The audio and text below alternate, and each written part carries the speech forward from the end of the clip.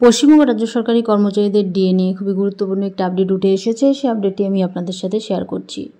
তো ভিডিওটি কোথাও আপনারা মাঝে থেকে স্কিপ করবেন না, প্রথম থেকে শেষ পর্যন্ত অবশ্যই দেখুন। চ্যানেলে ফার্স্ট টাইম হয়ে থাকলে অবশ্যই চ্যানেলটি সাবস্ক্রাইব করে পাশে থাকুন। তো চলুন আপডেটটি দেখে নেই। রাজ্য সরকারি কর্মীদের গ্রুপ ইন্স্যুরেন্স নিয়ে সংস্কারের পথে সরকার, এই নিয়ে রাজ্যের অর্থ দপ্তরের তরফ থেকে একটি নোটিশ জারি করা হয়েছে সম্প্রতি। এর আগে কেন্দ্রের পথে হেঁটে রাজ্যের সরকারি কর্মীদের গ্রুপ ইন্স্যুরেন্স সুদের হার ও অবসরকালীন পরিমাণের টেবিল প্রকাশ করা হয়েছিল রাজ্য সরকারের তরফ থেকে। রিপোর্ট অনুযায়ী রাজ্য সরকারি কর্মীদের গ্রুপ ইন্স্যুরেন্স সংক্রান্ত কোনো তথ্য সেই অর্থে নেই। এই আবহে জিপিএফের জন্য যেমন একটি মডেল তৈরি করা হয়েছে, গ্রুপ ইন্স্যুরেন্সের ক্ষেত্রে এমন একটি মডেল তৈরি করতে চলেছে রাজ্য সরকার। এই নিয়ে গত 7ই আগস্ট একটি নির্দেশিকা জারি করা হয় অর্থ দপ্তরের তরফ থেকে।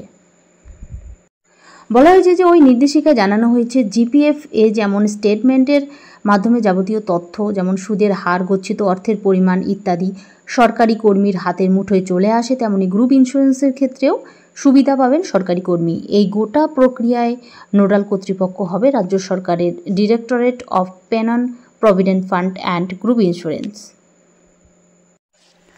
এই সংক্রান্ত সংস্কারের জন্য রাজ্য সরকারের তরফ থেকে আমলাদের নিয়ে 8 সদস্যের একটি কমিটি গঠন করা হয়েছে।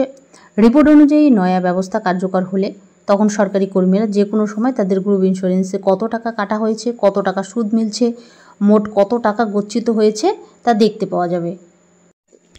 এদিকে গ্রুপ ইন্স্যুরেন্সের সুদের হার নিয়ে সরকার সম্প্রতি এক বিজ্ঞপ্তি জারি করেছিল। সরকারের অর্থ দপ্তর এই বিজ্ঞপ্তিটি জারি করেছিল গত 6ই আগস্ট। রিপোর্ট অনুযায়ী রাজ্য সরকারি কর্মীদের গ্রুপ ইন্স্যুরেন্স সংক্রান্ত সেই বিজ্ঞপ্তিটি জারি করা হয় কেন্দ্রীয় সরকারের পথে হেঁটেই। নয়া বিজ্ঞপ্তির মাধ্যমে গ্রুপ ইন্স্যুরেন্সের অধীনে রাজ্য সরকারি কর্মীদের প্রাপ্য সুযোগ সুবিধার বিষয়টি প্রকাশ করা হয়েছে। উল্লেখ্য, প্রত্যেক রাজ্য সরকারি কর্মীর বেতন থেকে গ্রুপ ইন্স্যুরেন্সের জন্য একটি নির্দিষ্ট পরিমাণ টাকা কাটা হয়ে থাকে।